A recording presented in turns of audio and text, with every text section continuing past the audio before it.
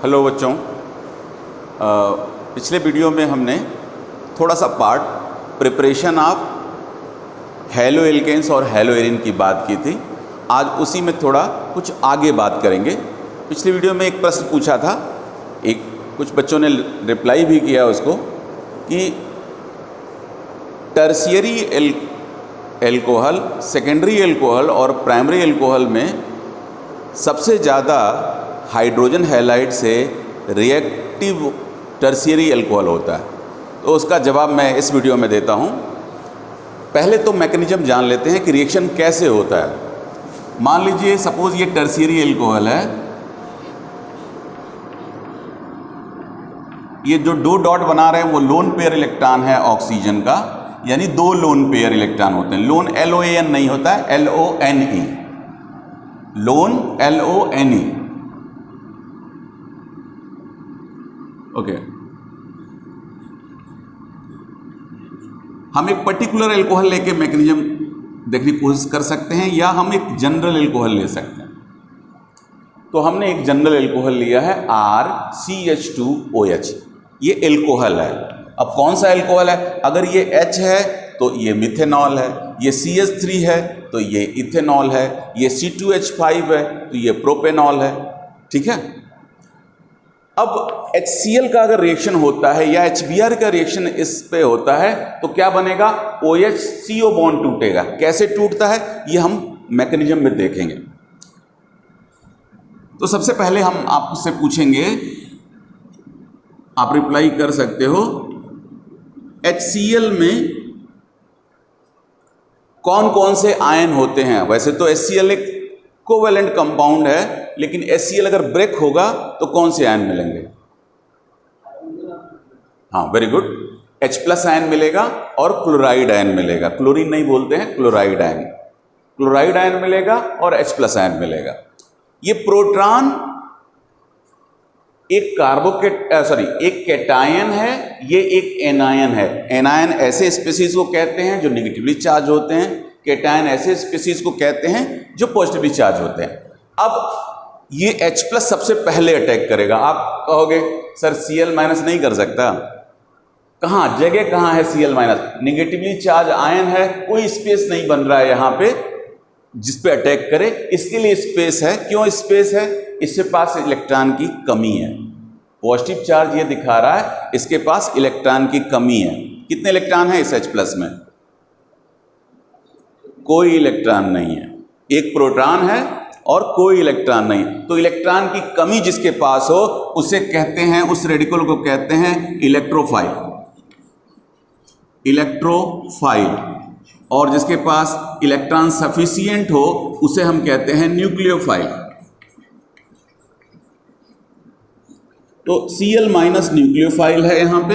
अगर अलग हो रहा है तो, वैसे तो इनके आपस के बॉन्ड कोवैलेंट बॉन्ड होते हैं, पोलर कोवैलेंट बॉन्ड होते हैं, लेकिन जब ये सेपरेट होते हैं तो H+ Cl- के रूप में सेपरेट होते हैं। तो सबसे पहले ध्यान दीजिएगा, ये H+ अटैक करेगा जहां होगा लोन पेयर। क्यों? इलेक्ट्रॉन की कमी है, यहां इलेक्ट्रॉन सफिशिएंट है, अधिकता है। अब यहां बॉन्ड फॉर्मेशन हो गया, मैं उसको यहां दिखा रहा हूं। RCH2OH+। अब आप कहोगे सर दो लोन पेयर था, भाई इस्तेमाल हो गया, एक लोन पेयर ये है, एक लोन पेयर ये है। आप कह सकते हो सर दूसरा लोन पेयर वो है लेकिन हमने दिखाया नहीं है, वो है यहां पे। क्लियर? यह तो ये कौन सा कंपाउंड है? यह एक अनस्टेबल आयन है जिसकी स्टेबिलिटी बहुत कम होती है, कुछ नैनो सेकेंड के लिए बनता है फिर टूट जाता है दूसरे कंपाउंड। अब ये पॉजिटिव चार्ज ऑक्सीजन पे आया, ऑक्सीजन पे एक प्रेशर जनरेट हुआ, बहुत दुखी हुआ ऑक्सीजन, तो कार्बन ऑक्सीजन बॉन्ड वीकेन हो जाता है, कमजोर पड़ जाता है और ये बॉन्ड टूट जाता है। देखिए टूटने को मैं इसे वेवी लाइन से दिखा रहा हूं। ये बॉन्ड टूटेगा तो क्या हुआ? H2O अलग हो गया और RCH2+ ये कार्बोकेटायन बन गया। तो इसमें attack of electrophile and generation of carbocation, यह की स्टेप है हाइड्रोजन हैलाइड का एल्कोहल जो रिएक्ट कर रहा है उसका की स्टेप है। अब अगर प्राइमरी एल्कोहल है तो प्राइमरी कार्बोकेटायन, अगर ये एल्कोहल सेकेंडरी होता, ये सेकेंडरी एल्कोहल है, तो जो कार्बोकेटायन होता वो बनता RCHR+, और अगर ये एल्कोहल टर्शियरी होता तो जो कार्बोकेटायन इससे बनता वो टर्शियरी कार्बोकेटायन। टर्शियरी कार्बोकेटायन फिर से मैं आपको एक्सप्लेन कर दूं, अगर कार्बन किसी अन्य कार्बन से नहीं जुड़ा, ऐसा कैटायन, कैटायन मतलब पॉजिटिव चार्ज आयन, ऐसा कैटायन जो किसी अन्य कार्बन से नहीं जुड़ा है या सिर्फ अपने बगल वाले सिर्फ एक कार्बन से जुड़ा है, ऐसे कार्बन को प्राइमरी कार्बन कहते हैं और कार्बोकेटायन को प्राइमरी कार्बोकेटायन कहते हैं। ये प्राइमरी कार्बोकेटायन, ऐसा कार्बन अपने आसपास दो अन्य कार्बन से जुड़ा हुआ हो उसे हम कार्बन को सेकेंडरी कार्बन, और ऐसे कैटायन को सेकेंडरी कार्बोकेटायन कहते हैं। और ऐसा कार्बन जो अपने नेबरिंग में 3 कार्बन से जुड़ा हो वह कार्बन टर्शियरी कार्बन, और ऐसा कैटायन टर्शियरी कार्बोकेटायन कहलाता है। 11th क्लास में कार्बोकेटायन की स्टेबिलिटी है जो ये कहता है कि टर्शियरी कार्बोकेटायन सबसे स्टेबल होता है, सेकेंडरी उसके बाद और प्राइमरी उसके बाद।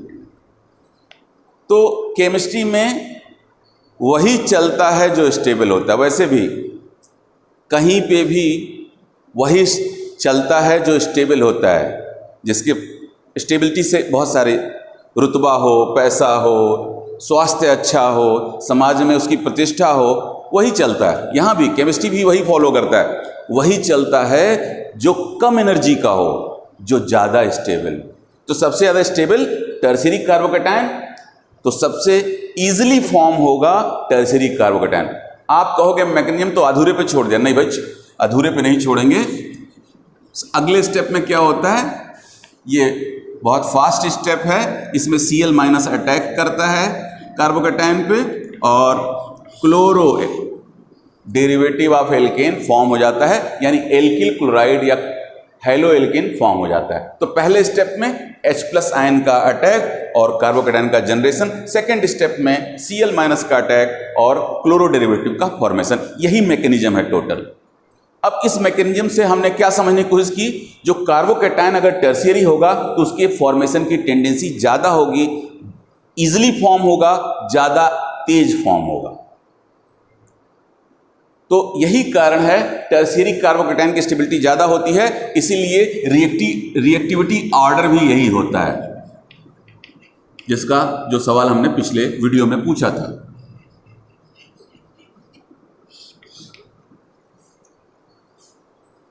ठीक है,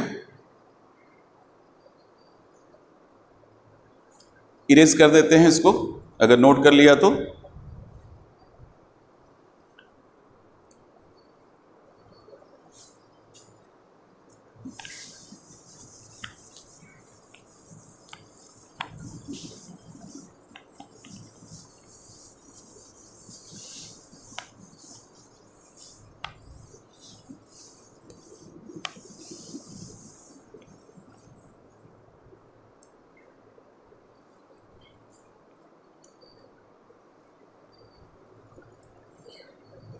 एक और मेथड हम प्रिपरेशन का देखें, थर्ड मेथड है, शायद 2 मेथड बता चुके हैं। फ्रॉम एल्कीन या एंड एल्काइंस, यानी अनसैचुरेटेड हाइड्रोकार्बन से कैसे बनाएंगे।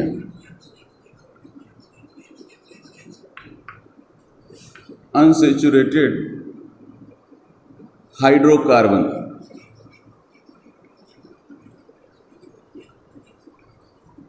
अनसैचुरेटेड हाइड्रोकार्बन से हेलो एल्केन्स कैसे बनाएंगे, ये जो है नेक्स्ट हमारा टॉपिक है प्रिपरेशन में ही। ठीक है। तो एक बहुत सिंपल सा है, चूंकि सारे टॉपिक 11 से बिलोंग करते हैं और वहाँ हाइड्रोकार्बन में ये टॉपिक दिया हुआ है। कैसे दिया हुआ है वो भी चीज़ हम डिस्कस करेंगे। कार्बन कार्बन डबल बॉन्ड, ये हमने क्या लिखा है आप बताइए मुझे, क्या लिखा है ये? नहीं, ये C2 नहीं है, यह एल्कीन है। आप देखिए सबसे छोटा मेंबर एल्कीन का मैं बना रहा हूं, इसको हम इथीन कहते हैं, या अगर कॉमन नेम कहें तो इथाइलिन कहते हैं। C2H4 इसका फॉर्मूला है। तो यह भी है, ये इसमें एक चेंज कर देते हैं हम, कार्बन से कार्बन की बॉन्डिंग होगी तो हम कार्बन को उल्टा लिख देते हैं ऐसा, CH3HH, इसको हम प्रोपीन कहते हैं। अब मैं इससे आपका परिचय कराऊं, ये आप हाथों में लेके जब भी मार्केट जाते हैं तो हाथों में लेके घूमते हैं, इसी का पॉलीमर पॉलीथीन कहते हैं उसको। यही कंपाउंड एक दूसरे से जुड़ करके लंबा चेन बनाए उसे पॉलीइथीन कहते हैं, या शॉर्ट में पॉलीथीन। और यह, इससे भी आप परिचित होंगे, यह वह डब्बा है जिसमें टॉफियां रखी जाती है। थोड़े हार्ड जो प्लास्टिक के डब्बे आते हैं वो पॉलीप्रोपाइलिन के बने होते हैं। तो पॉलीप्रोपाइलिन और पॉलीथीन, ऐसा नहीं है कि आप इससे परिचित नहीं हैं। कहीं भी सब्जी लेने जाते हैं, बिस्किट लेने जाए मार्केट में, तो आप दुकानदार से पॉलीथीन मांगते हैं। गवर्नमेंट हालांकि बैन कर रखा है, लेकिन आप जरूर मांगते हैं, हम भी मांगते हैं। तो ये पॉलीथीन इसका ही पॉलीमर है, और पॉलीप्रोपाइलिन हार्ड जो डब्बे बनाए जाते हैं वो पॉलीप्रोपाइलिन होते हैं। तो ऐसा नहीं, इससे आप परिचित नहीं। यह भी ये है, क्यों? यहाँ इस बॉन्ड की जगह CH3 है, बाकी सारे हाइड्रोजन है। तो ये एक जनरल एल्कीन है, आप समझ गए होंगे। यह एक जनरल एल्कीन है। अगर इस पे HX मतलब हाइड्रोजन हैलाइड का रिएक्शन कराया जाए, इससे पहले भी हमने HX का ही रिएक्शन कराया पिछले वीडियो में। किसके? एल्कोहल पे, CH3 CH2OH पे HX का रिएक्शन, HCl का रिएक्शन, तो HX ही तो है ZnCl2 के प्रेजेंस में, जिसको हम ल्यूकास रिएजेंट कहते हैं। और ये OH रिमूव हुआ, Cl इसकी जगह आ गया। उसका मैकेनिज्म भी हमने अभी देखा। यहां पे क्या होगा, HX, यहां भी प्रोटॉन मिलने की संभावना, और मिलता ही है। कैसे रिएक्शन होगा वो भी हम आपको बताएंगे। एक जगह एक कार्बन पे, कहां पे? डबली बॉन्डेड कार्बन पे, ध्यान रखिएगा। कहां पे? डबली बॉन्डेड, एक डबली बॉन्डेड कार्बन पे हाइड्रोजन जुड़ेगा, दूसरे वाले डबली बॉन्डेड कार्बन पे ये हाइड्रोजन जुड़ेगा। बहुत सिंपल, वेरी सिंपल। बाकी बॉन्ड को इंटैक्ट रखते हैं, बाकी बॉन्ड को इंटैक्ट रखते हैं। एक जगह हमने H जोड़ दिया, दूसरी जगह हमने X जोड़ दिया। X मतलब Cl, Br, I, whatever। X means, आप कहोगे फ्लोरीन का नाम क्यों नहीं लिया? Cl, Br, I, etc। Fluorine का नाम इसलिए नहीं लिया, बहुत अजीब केमिकल है। सिंपल है या कठिन है? सिंपल है, ओके। कठिन अब होगा, क्योंकि अगर आप 11th में कंफर्टेबली पढ़े हैं तो ये टॉपिक बहुत आसान हो जाता है। हमें इतना डिटेल में बताने की ज़रूरत नहीं होती कि एक चीज़ एक्सप्लेन, एल्कीन इथीन बताने की ज़रूरत नहीं होती, आप सबसे परिचित होते। और अगर आपने केमिकल से मुलाकात कर लिया तो आपको केमिस्ट्री कभी कठिन लग ही नहीं सकता। केमिस्ट्री एक बहुत ही आसान विषय है। क्यों और कठिन क्या है इसमें? सिर्फ एनोमलीज कठिन है, एक्सेप्शन बहुत ज़्यादा होते हैं। ये नेचुरल साइंस की तरह नहीं है कि इसमें एक्सेप्शन नहीं होते हैं। एक ही ग्रुप के कंपाउंड हैं, कोई नाइट्रोजन से रिएक्ट करता है, कोई नाइट्रोजन से रिएक्ट करता ही नहीं। जैसे ग्रुप फर्स्ट में आप देख लीजिए, ग्रुप फर्स्ट के एलिमेंट में लिथियम ही एक ऐसा है जो नाइट्रोजन रिएक्ट करके नाइट्राइट बनाता है। ग्रुप सेकेंड में सारे बनाते हैं। तो chemistry is full of exception. तो ये तो बड़ा आसान है। चलिए एक रिएक्शन भी कंप्लीट कर लें, CH2 डबल बॉन्ड CH2 का HCl का एडिशन कराया जाता है तो क्या बनेगा? फटाफट कंप्लीट करिए, फटाफट कंप्लीट करिए इसको, इस रिएक्शन को। क्या बनेगा? एक जगह H, यहां मैं जोड़ देता हूं H। अब आप कहो सर यहीं क्यों जोड़ रहे हैं, यहां जोड़िए। अरे भाई यहीं जोड़ देता हूं, एक जगह हमने H जोड़ दिया, CH3 हो गया। डबल बॉन्ड में से एक बॉन्ड टूटेगा तभी तो दोनों जुड़ पाएंगे। आप कहोगे क्यों टूटेगा? कार्बन के 4 बॉन्ड हो सकते हैं मैक्सिमम, 1 2 3 4। इसमें भी देखिए 1 2 3 4। अगर ये डबल बॉन्ड नहीं तोड़े होते तो कार्बन के 5 बॉन्ड होते, जो कि इम्पॉसिबल है। कार्बन 5 बॉन्ड कभी फॉर्म नहीं करता, केवल 4 बॉन्ड फॉर्म करता है। तो इसलिए डबल बॉन्ड ब्रेक करेंगे तो CH2Cl हो गया, बन गया एथिल क्लोराइड या क्लोरोईथेन। इस कंपाउंड का नाम होगा क्लोरोईथेन और घर का नाम होगा चिंटू मिंटू की तरह इथाइल क्लोराइड, इथाइल क्लोराइड।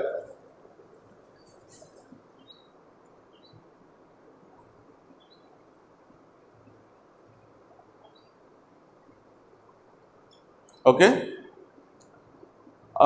इसमें क्या खास बात है? कठिन कब हो जाएगा? ये कठिन नहीं होगा, बिल्कुल आसान है। एक रूल है, इस रूल को कहते हैं मार्कोनी-कॉफ रूल, और एक और इफेक्ट है जिसको कहते हैं खैरस इफेक्ट या पेरोक्साइड इफेक्ट।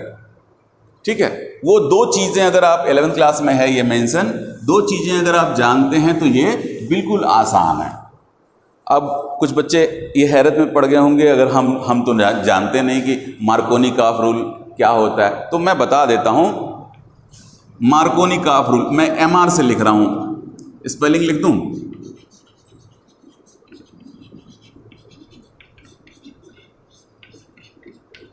कहीं कहीं किसी किसी लिटरेचर में KOV भी मेंशन है। देखो स्पेलिंग का ये है कि अगर फ्रेंच इंग्लिश होगा तो उसको ब्रिटिश इंग्लिश में नहीं लिखा जा सकता, फ्रेंच इंग्लिश अलग होता है। जर्मन इंग्लिश जर्मन जो होगा, वो जो लोग यूज़ करते हैं इंग्लिश, वो भी थोड़ा डिफरेंट होता है। अमेरिकन इंग्लिश थोड़ा एक्सेंट में भी डिफरेंट होता है। और जैसे SULFUR सल्फर लिखते हैं, हम ब्रिटिश इंग्लिश को फॉलो करते हैं या इंडियन इंग्लिश को फॉलो करते हैं, PHUR लिखते हैं। तो एक्सेंट में भी फर्क होता है और स्पेलिंग में भी थोड़ा फर्क होता है। लेकिन अगर रशियन है तो रशियन कोई साइंटिस्ट है तो उसके स्पेलिंग लिखने में भी अलग अलग साइंटिस्ट कहीं कहीं किताबें जो लिखते हैं वो अलग अलग लिख सकते हैं। तो ये इससे कंफ्यूज नहीं, इसका नाम है मार्कोनी-कॉफ रूल। इसको MR से हमने बताया। किस पे लागू होता है? सबसे पहली बात एल्कीन पे। कौन सा एल्कीन? सिमेट्रिकल या अनसिमेट्रिकल? अनसिमेट्रिकल एल्कीन पे ये लागू होता है। तो अनसिमेट्रिकल एल्कीन क्या होता है? कार्बन कार्बन डबल बॉन्ड के अगल बगल अगर एल्किल ग्रुप सेम है या कोई एल्किल ग्रुप नहीं है, जैसे कार्बन के इधर 2 हाइड्रोजन 2 हाइड्रोजन, यह एक सिमेट्रिकल एल्कीन है। या एक मिथाइल दूसरी तरफ भी मिथाइल, सिमेट्रिकल एल्कीन है। लेकिन अगर इथाइल इधर हो जाएगा तो अनसिमेट्रिकल एल्कीन है। तो प्रोपीन, अगर हमने कहा propene CH2 double bond CH bond CH3, ये क्या है? सिमेट्रिकल एल्कीन या अनसिमेट्रिकल एल्कीन? तो हमको क्या पकड़ना है? कार्बन कार्बन डबल बॉन्ड, एक तरफ 2 हाइड्रोजन है, एक तरफ 1 हाइड्रोजन, एक मिथाइल है। तो क्या कहते हो, ये सिमेट्रिकल है या unsymmetrical? Unsymmetrical. Good. Butyne CH3 CH double bond CH CH3, ये क्या है? ब्यूटूइन। Symmetrical unsymmetrical? क्या बात है, सिमेट्रिकल। CH3 CH3 दोनों तरफ एल्किल ग्रुप। तो डबली बॉन्डेड कार्बन के दोनों तरफ अगर एल्किल ग्रुप सेम हो तो उसे सिमेट्रिकल एल्कीन, और डिसिमिलर हो ग्रुप्स तो उसे अनसिमेट्रिकल एल्कीन कहते हैं। ये सिमेट्रिकल होगा, ये अनसिमेट्रिकल होगा। तो मार्कोनी-कॉफ किस पे लागू होता है? अनसिमेट्रिकल पे। अनसिमेट्रिकल पे, सिमेट्रिकल पे लागू नहीं होता। सिमेट्रिकल पे क्या लागू होता है? कुछ भी लागू नहीं होता। एक H+ दे मारिए एक कार्बन पे, एक हाइड्रोजन दूसरे कार्बन पे और डबल बॉन्ड को तोड़ दीजिए, प्रोडक्ट लिख दीजिए, खत्म कहानी। तो आगे चलें। अनसिमेट्रिकल एल्कीन आप समझ गए होंगे, शायद नोट कर लिया होगा। ओके, अब मार्कोनी-काफ रूल कैसे हम समझाने को, इसके पहले हम रिएक्शन को बताते हैं, फिर मार्कोनी-काफ रूल लिखते हैं। तो चलिए, एक अनसिमेट्रिकल एल्कीन लिखा हमने, वो है प्रोपीन। यह है प्रोपीन। इस पे हाइड्रोजन हैलाइड का एडिशन होगा। तो जो पॉजिटिव पार्ट है और निगेटिव पार्ट है, जो निगेटिव पार्ट है हाइड्रोजन हैलाइड का, उस कार्बन पे जाएगा जिस पे हाइड्रोजन की संख्या मिनिमम होगी। मैंने जिसको एस्ट्रिक मार्क किया है कार्बन, उस पे हाइड्रोजन संख्या कितनी है? 1। Very good. और जिस पे ये बगल वाला अलग निशान बनाया है, हैशटैग लगाया है, कितने हैं?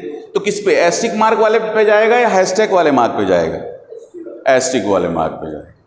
ऑब्वियस है, negative part of hydrogen halide goes to that carbon in unsymmetrical alkene which have least number of hydrogen. यही मार्कोनी-काफ रूल है। अब बहुत डिटेल में आप जानना चाहते हैं, अभी तो अगर 11th क्लास का हम वीडियो डालेंगे तो बता देंगे, या आपका रिक्वेस्ट आएगा अगर कमेंट में, तो मैं बता दूंगा कि ऐसा क्यों होता है, ये ऐसा क्यों है। तो क्या करना है बच्चों? डबल बॉन्ड में से एक बॉन्ड, पाई बॉन्ड को ब्रेक करना है। लीजिए, ब्रेक किया, आप भी साथ साथ ब्रेक करिए। CH3 बॉन्ड तोड़ना कुछ आसान भी होता है, कभी कभी कठिन भी होता है। हो गया। हाइड्रोजन कहाँ हम ऐड करेंगे? वह इस कार्बन पे ऐड, और हाइड्रोजन कहाँ ऐड करेंगे? इस कार्बन पे ऐड करेंगे, और 2 हेलो प्रोपेन बनेगा। 2 हेलो प्रोपेन कंपाउंड बनेगा। और अगर इसका ध्यान नहीं रखते आप, हाइड्रोजन को यहां जोड़ देते, हाइड्रोजन के यहां जोड़ देते, तो क्या बनता? 1 हेलो प्रोपेन बनता। मेजर प्रोडक्ट यही होता है। तो क्या 1 हेलो नहीं बनता? बनता है, कम अमाउंट में बनता है, इसलिए हम उसको बहुत वेटेज नहीं दे रहे हैं। तो इसको कहते हैं मार्कोनी-काफ रूल। अब मार्कोनी-काफ रूल थोड़ा वर्ड्स में भी लिख लीजिए, आपके लिए सही होगा, पूछा जाएगा तो आप बता पाएंगे। व्हेन हाइड्रोजन हैलाइड, मैं हाइड्रोजन हैलाइड को शब्दों में नहीं लिख रहा हूं, मैं लिख रहा हूं HX। आप लिख लीजिए, नहीं तो आप छोड़ दोगे आप लोग भी। Hydrogen halide HX added to an unsymmetrical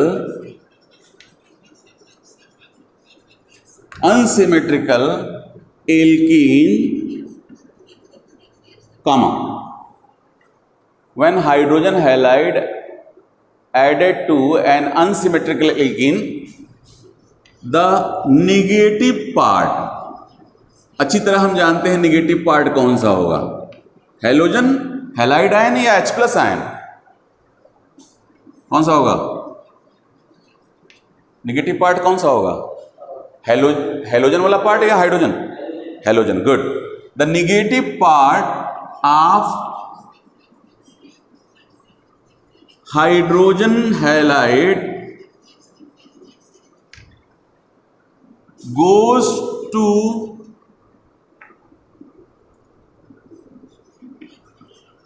that doubly bonded carbon which have least number of hydrogen,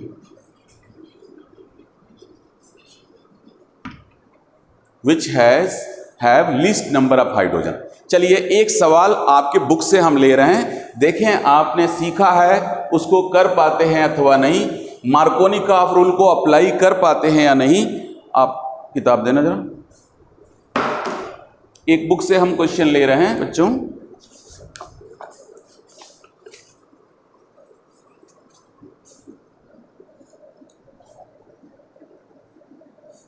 ये बेंजीन रिंग है, C6H5 इसका फार्मूला है। बेंजीन रिंग है, बेंजीन नहीं है। बेंजीन होता तो एक हाइड्रोजन और होता, यहाँ पे ये बॉन्ड की जगह हाइड्रोजन होता। कार्बन आपकी बुक में बना है, आप मैच कर लीजिएगा एनसीईआरटी की बुक में।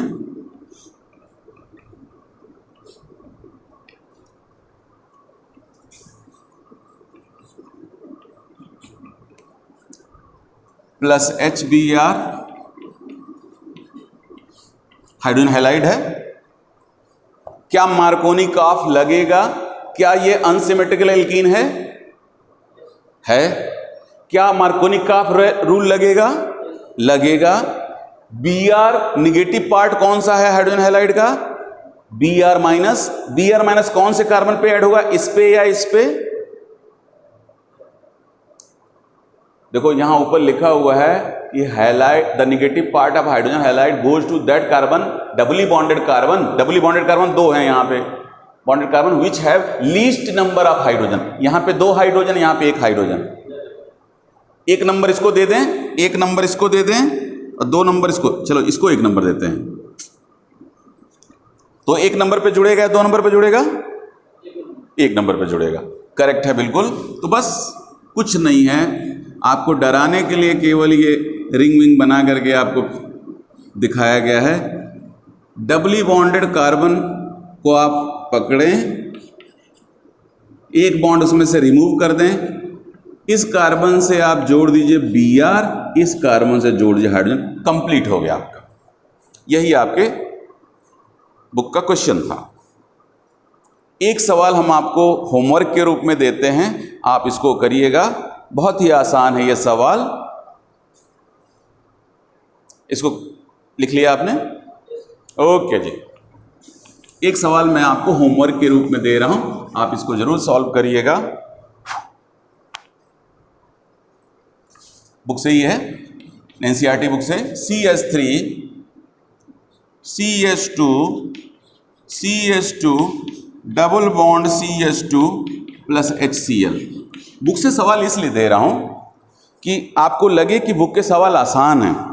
अदरवाइज आपको लगने लगेगा बुक का सवाल बहुत कठिन होता है, हम उसे नहीं लगाएंगे। नहीं तो हम दो चार 10 कंपाउंड यहाँ अपने मन से भी लिख सकते थे।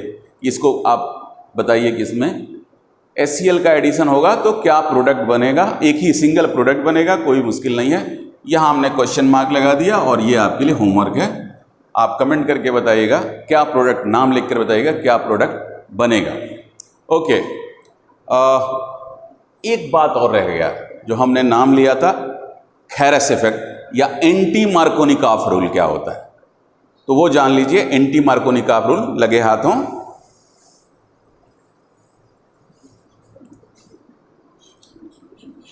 एंटी मार्कोनी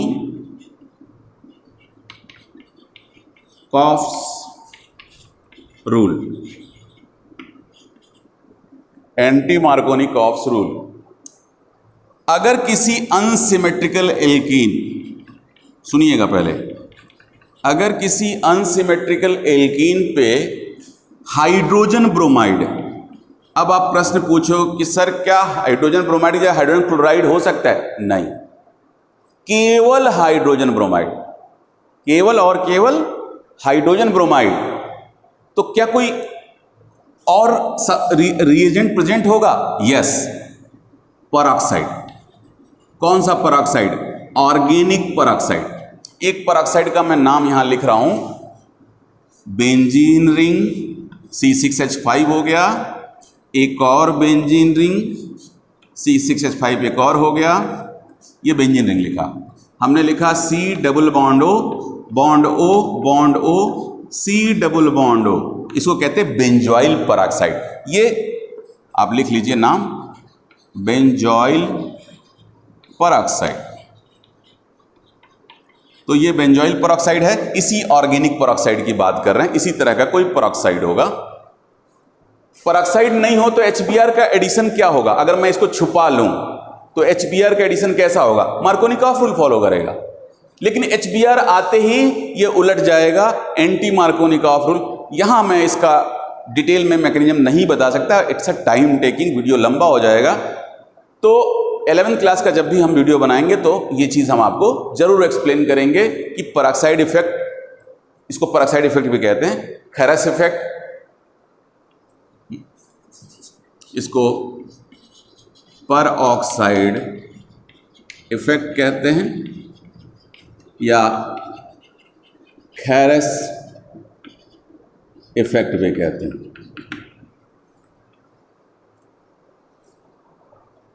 तो पेरोक्साइड अगर नहीं है मार्कोनिकॉफ रूल, पेरोक्साइड है तो मार्कोनिकॉफ रूल नहीं, anti Markovnikov AMR anti Markovnikov rule follow करेगा। क्या होता है?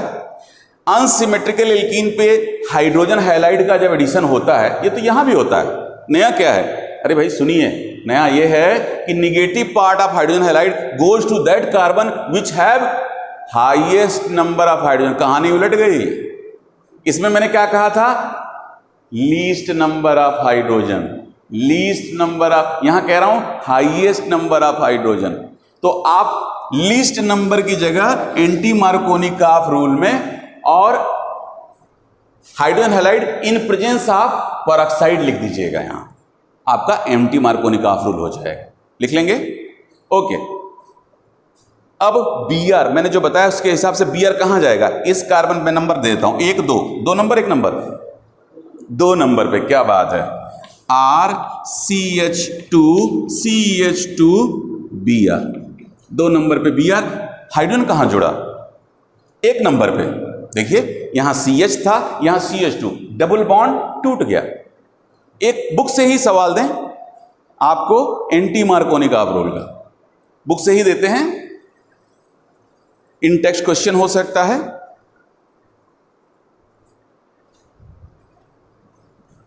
इसको ऊपर वाला इरेज कर दे रहा हूं ताकि सवाल लिखा जा सके।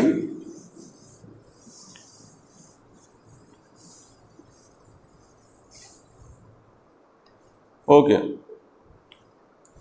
ये क्वेश्चन है, एक बेंजीन रिंग बनाया है जो आपको डराने के लिए बनाया है और मुझे भरोसा है आप डरोगे नहीं।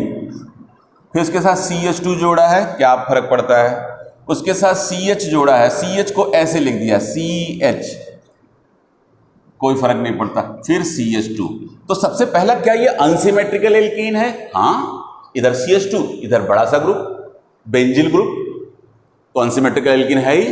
इस पे HBr का एडिशन, मैंने आपको पहले ही कहा था मार्कोनिकॉफ रूल तभी लगेगा जब पेरोक्साइड के प्रेजेंस में HBr यूज किया जाए। अब आपके दिमाग में आया सर HCl यूज कर लेते हैं, नहीं लगेगा, वो मार्कोनिकॉफ रूल, एंटी मार्कोनिकॉफ। अगर मैं बोल दिया एंटी मार्कोनिकॉफ रूल तभी लगेगा जब HBr आपने लिया है, HCl लिया, मार्कोनिकॉफ रूल लगेगा। क्लियर है? अब क्या पकड़ना है? ये Br उस कार्बन पे जाएगा, डबली बॉन्डेड कार्बन 2 हैं, 1 और 2 नंबर कर देते हैं, 1 और 2, या उस पे जाएगा जिस पे हाइड्रोजन संख्या मैक्सिमम होगी, क्योंकि यहां एंटी मार्कोनिकॉफ रूल लगेगा। तो कुछ नहीं, इसको मैं ऐसे फाई से रिप्रेजेंट कर रहा हूं, क्या बार बार बनाए, ACH2, ये हो गया CH, हाइड्रोजन यहां जुड़ गया, CH2 यहां, CH2, Br यहां जुड़ गया, खत्म कहानी। मुश्किल है, आसान है? ओके, तो ये हमने एल्कीन से सीखा कि एल्किल हैलाइड कैसे बनाते हैं। हमने एक टर्म और लिखा था एल्काइन, तो एल्काइन से भी समझ लेते हैं।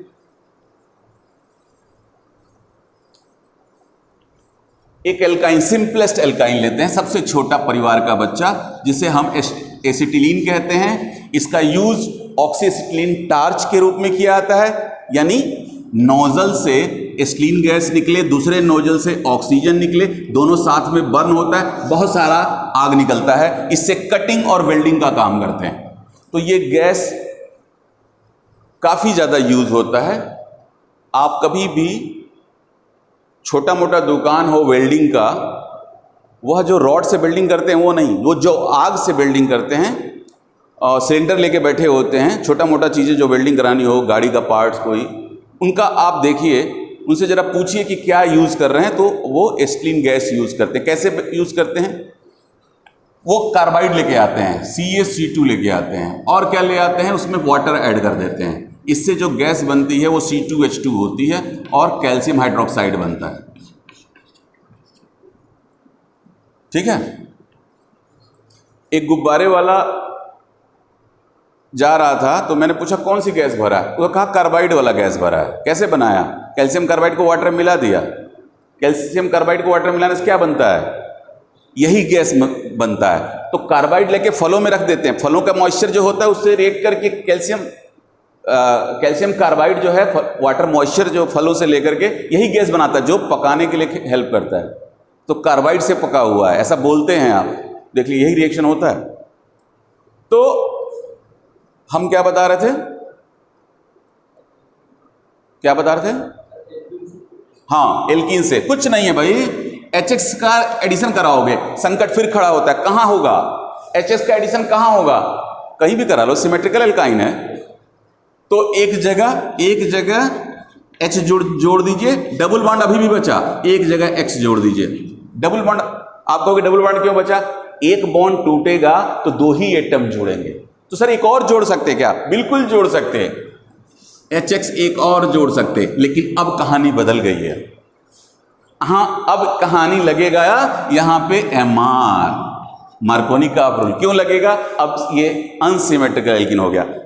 डबली बॉन्डेड कार्बन की एक तरफ हैलोजन, एक तरफ हैलोजन नहीं है, अनसिमेट्रिकल एल्कीन हो गया। तो निगेटिव पार्ट कहां जाएगा? जहां हाइड्रोजन संख्या कम होगी। कम कहां है? इधर। तो सेकेंड स्टेप में इसमें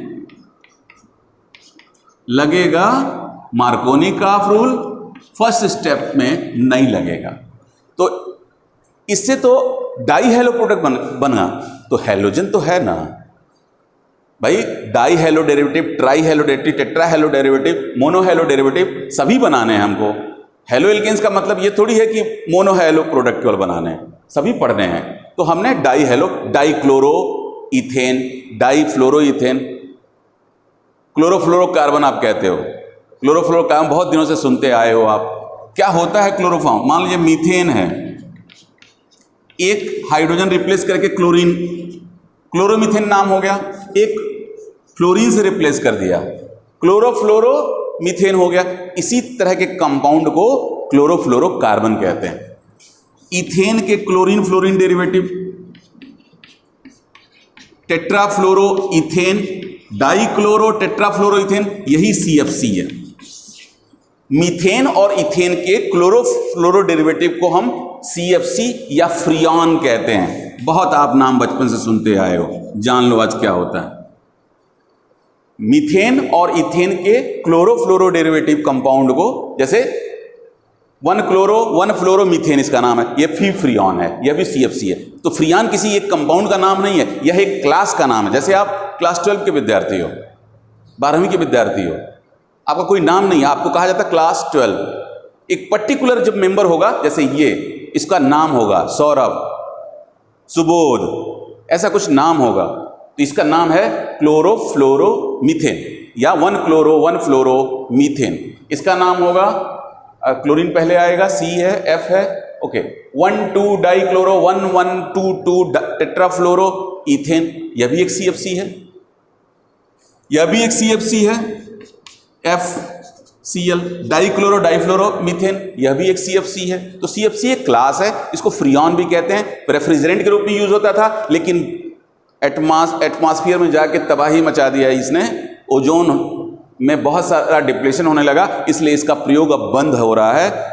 कंपनियां फ्रियॉन फ्री, मैं कह रहा हूं फ्रियॉन फ्री रेफ्रिजरेंट यूज कर रही हैं AC और रेफ्रिजरेटर में। एक्चुअली हर टॉपिक से 10 टॉपिक निकल आएंगे तो वो डाइवर्जन हो जाएगा, इसलिए ज़्यादा मूव नहीं करते।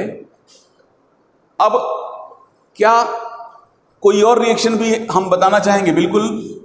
एक एल्काइन लेते हैं, सिंपलेस्ट एल्काइन लेते हैं, सबसे छोटा बच्चा, X2 का एडिशन का ही है। X2 मतलब Cl2, Br2, F2, हेलोजन का रिएक्शन कराइए तो क्या होगा? एक जगह C जुड़ेगा, कोई और केमिकल यूज करेंगे, यस, CCl4 में हम पर्टिकुलर केमिकल लेते हैं, परेशान ना हो। Cl2 यूज कर रहे हैं या Br2 यूज कर रहे हैं, CCl4 ये सॉल्वेंट के रूप में यूज करेंगे। ये तो गैस है, ठीक है। तो क्या होगा, पहले स्टेप में डबल बॉन्ड टूटेगा, एक Cl यहां ऐड हो गया, एक Cl यहां ऐड हो गया। अगले स्टेप में ये जो डबल बॉन्ड है वो ट्रिपल बॉन्ड टूटा, फिर डबल बॉन्ड टूटेगा, एक Cl यहां ऐड हो गया, एक Cl यहां ऐड हो गया, एक Cl यहां ऐड हो गया, एक Cl यहां ऐड हो गया, टेट्राक्लोरोइथेन बन गया।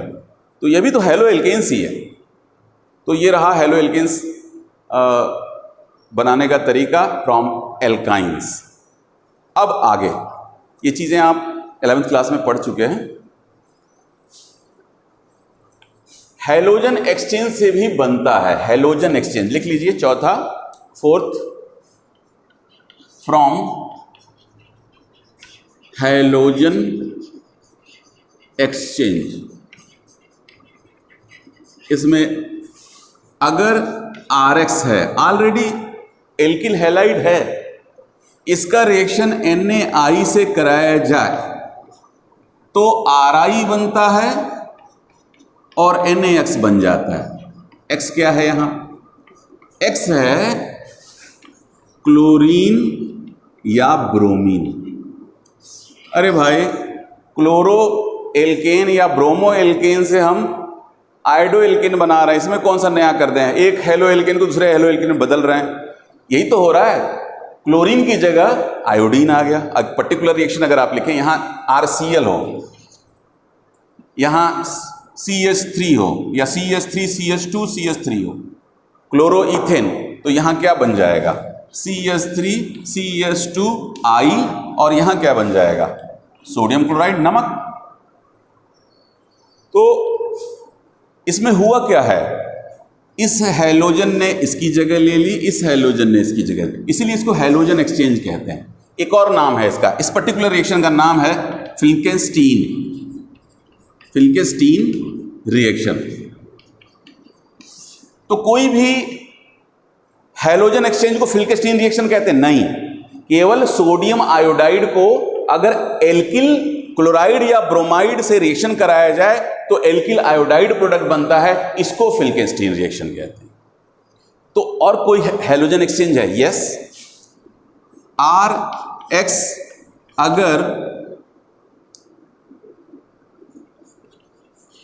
AgF से रिएक्शन करे, सिल्वर फ्लोराइड, Ag2F2 भी लिखते हैं,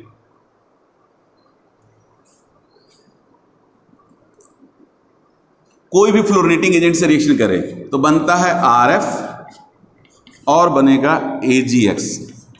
X फिर क्या, यहां क्या है, वही X मतलब है क्लोरीन या ब्रोमीन, इसको नोट कर लीजिए। इस रिएक्शन में फ्लोरो एल्केन बनता है जो कि बहुत कठिन है बनाना, और इसको हम कहते हैं स्वार्ट रिएक्शन, स्वार्ट रिएक्शन।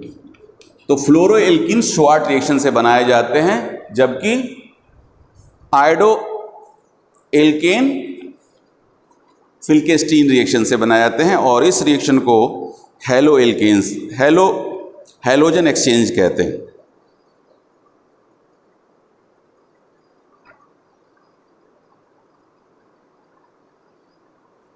ये AgF की जगह अन्य फ्लोटिंग एजेंट Hg2F2 COF2, इसकी जगह Hg2F2 यूज कर सकते, COF2 यूज कर सकते, कोई भी फ्लोरिनेटिंग एजेंट यूज कर सकते इसको बनाने के लिए। आप कहोगे सर इतनी मशक्कत क्यों करना, ये हैलोजन एक्सचेंज से क्यों बनाना, यह भी रिएक्शन रिवर्सिबल होता है, ज़्यादा प्रोडक्ट अमाउंट नहीं फॉर्म होता, कम फॉर्म होता है। हम करते क्या हैं, इसी मिक्सचर में एसीटोन डाल देते हैं जो कि NaCl को प्रेसिपिटेट आउट कर देता है। तो अगर ये रिएक्शन रिवर्सिबल है, उसमें से एक प्रोडक्ट कम हो रहा है, प्रेसिपिटेट होगा, बाहर निकल जा रहा है, तो ली चैटल प्रिंसिपल ये कहता है कि रिएक्शन फॉरवर्ड डायरेक्शन में शिफ्ट होगा, प्रोडक्ट ज़्यादा बनेगा। तो हमें जतन करना पड़ता है। अब आप कहोगे HI क्यों नहीं करके बना दिया सर, क्यों इतना मेहनत करना। एल्कोहल से HI वह रिवर्सिबल रिएक्शन होता है, उसमें प्रोडक्ट कम फॉर्म होता है, इसमें तो कम से कम NaCl एसीटोन में प्रेसिपिटेट हो रहा है, रिएक्शन से बाहर निकल जा रहा है, उसमें ऐसा नहीं होता है, उसमें प्रोडक्ट कम मिलता है, कॉस्ट बढ़ जाएगा इससे। इसीलिए ये मेथड ज़्यादा प्रेफरेबल है और हमें पढ़ना भी है। रिएक्शन इसलिए नहीं पढ़ना है कि 12वीं की केमिस्ट्री की किताब में आपको दिया हुआ है, हर रिएक्शन का एक अपना मीनिंग है, मतलब है, इम्पोर्टेंस है, इसलिए पढ़ना है। तो बच्चों अभी इतना ही। नेक्स्ट वीडियो में हम आगे की बात करेंगे जो कि है preparation of haloarenes. Thank you.